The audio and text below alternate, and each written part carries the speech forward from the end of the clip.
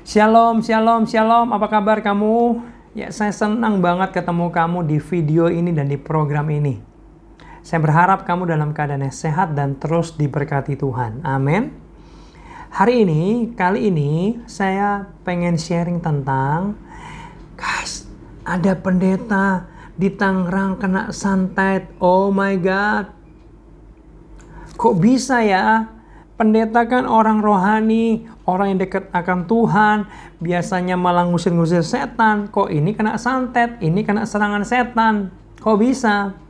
Saya juga sama, guys. Saya juga bingung awalnya. Saya kaget.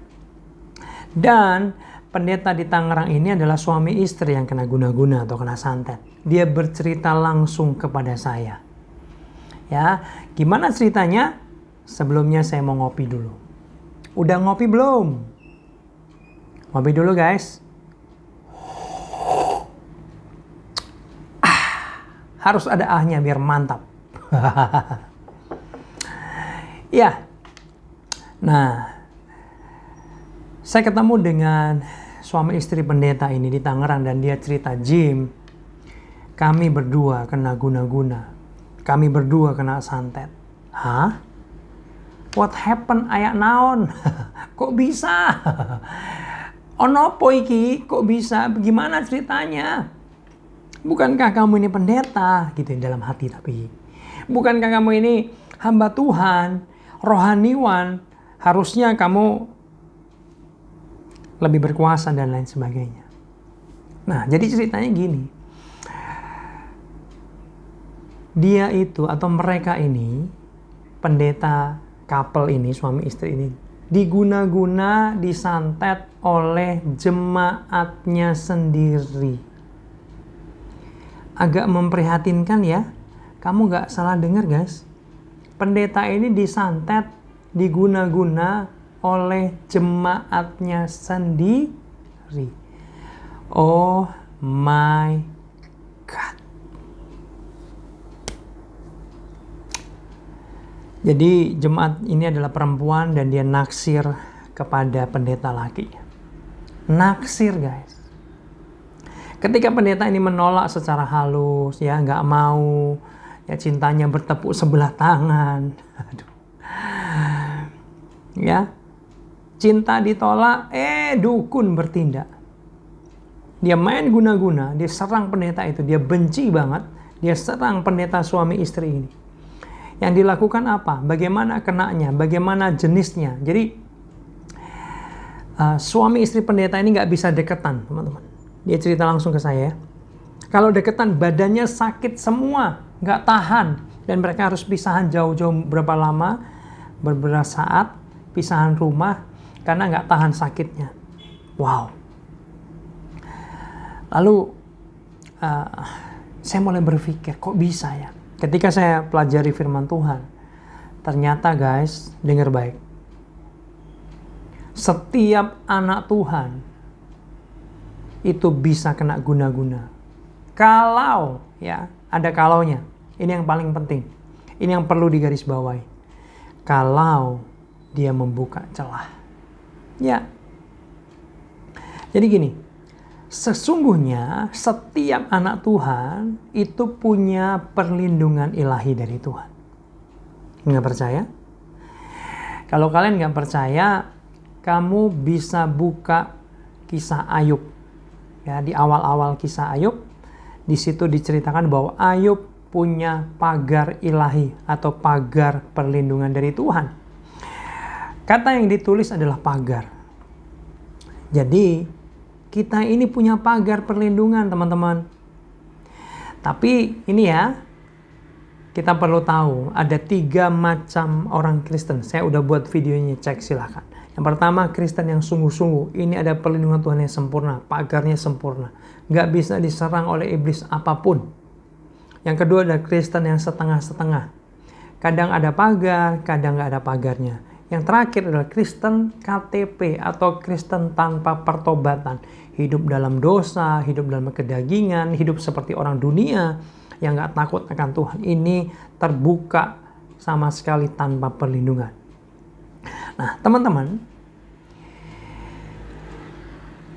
Ketika kita punya perlindungan dari Tuhan sehingga iblis tidak bisa serang apapun, ternyata ada satu hal, dua hal yang itu membuat perlindungan kita bisa gugur atau membuka celah sehingga iblis bisa menyerang kita. Saya akan kasih ayatnya. Ini catat buat hidupmu, ini penting banget. Sehingga kamu ke depan nanti bisa hati-hati dalam menjalani kehidupan ini. Ya. Nah, saya akan bacakan ayat Efesus pasal 4 ayat yang ke-26 sampai 27 saya akan bacakan. Apabila kamu menjadi marah, janganlah kamu berbuat dosa. Janganlah matahari terbenam sebelum padam amarahmu. 27.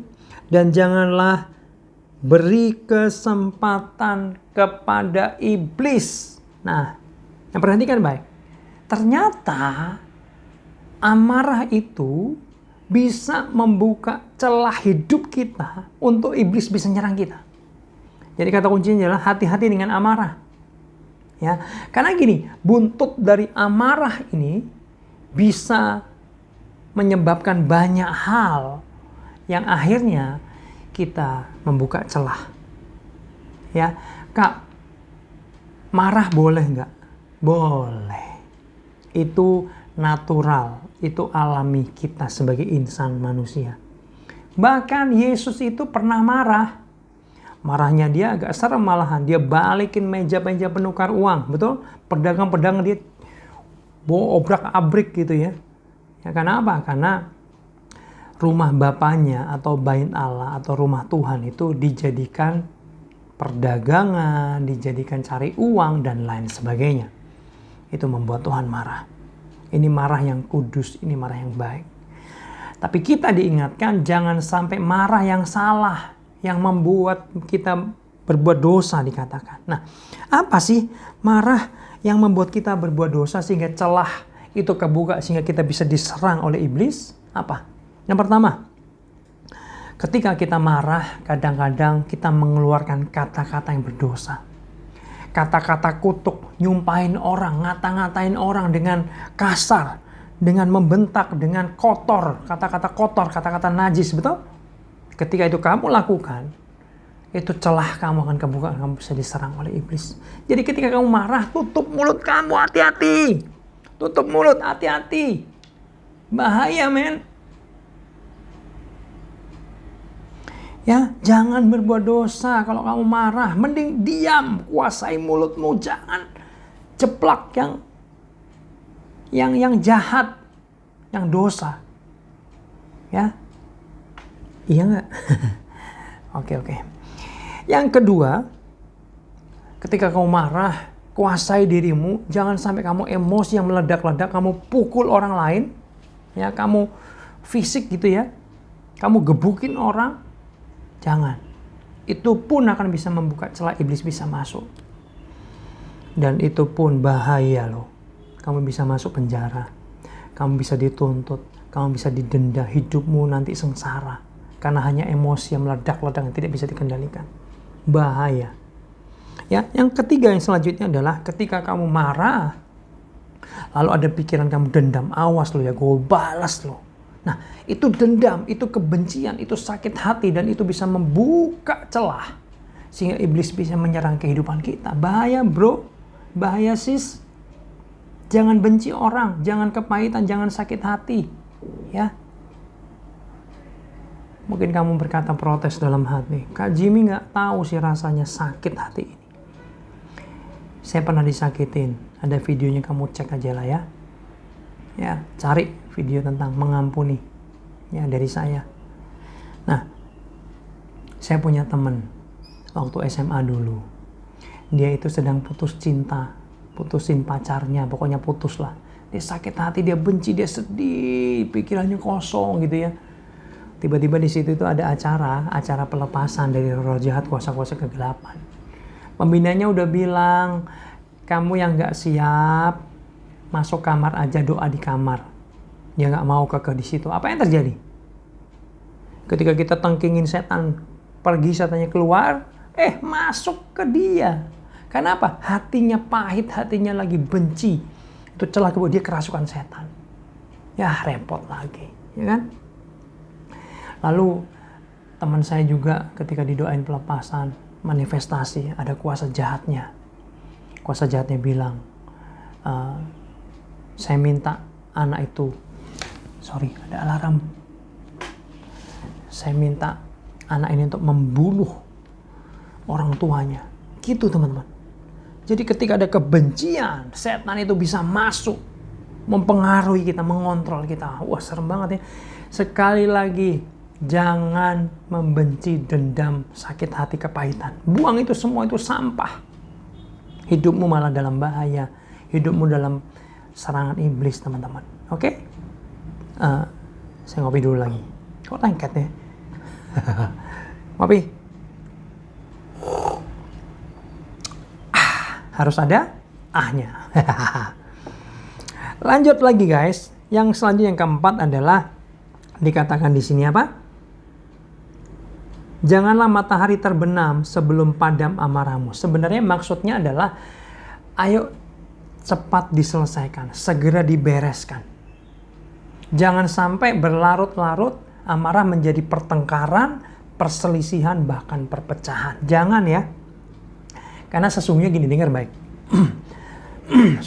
Ketika kamu berselisih, marah, berantem dengan sesama kamu, apalagi dengan sesama anak Tuhan, sesama pelayan Tuhan, sebenarnya kamu sedang salah sasaran.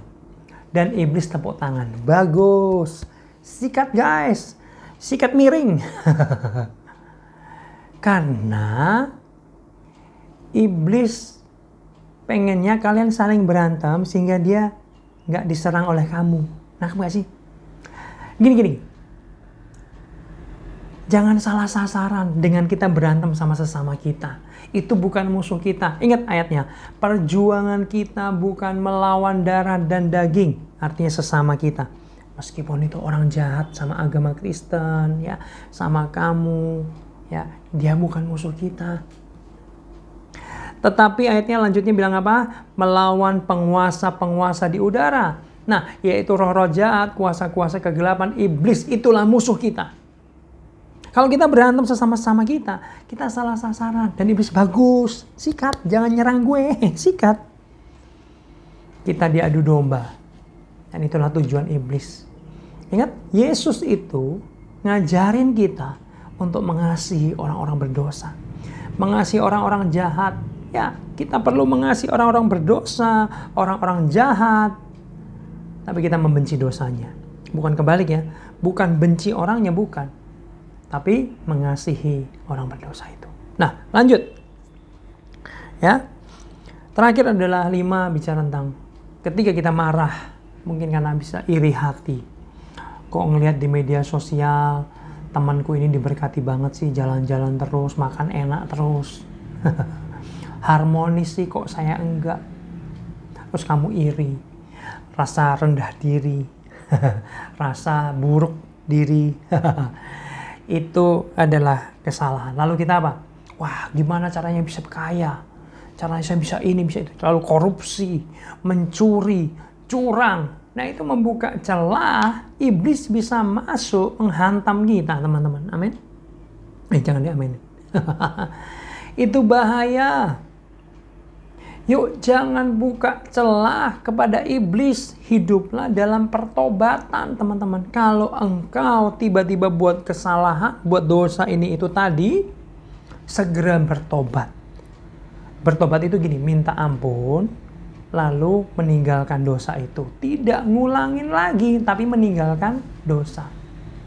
Ya, kalau kamu marah nih, meledak-ledak, aduh, kalau bisa tutup mulut, jangan ngomong apa-apa. Jaga pikiranmu, ya.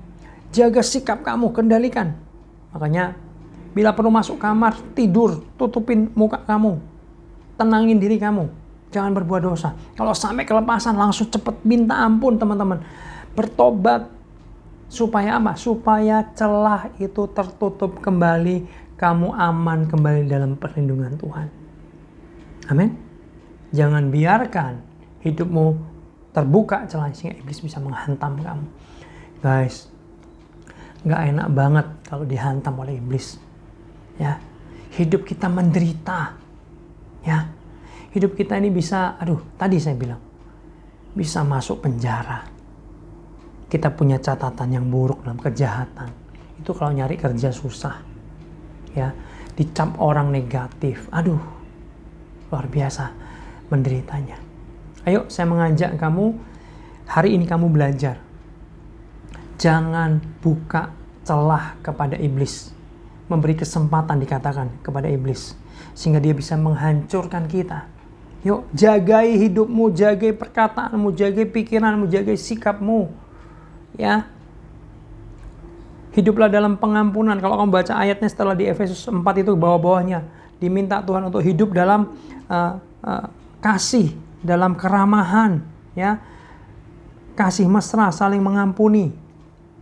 Ya, tinggalkan semua geram, amarah, dendam, pertikaian, fitnah. Dibuang semuanya, dibuang.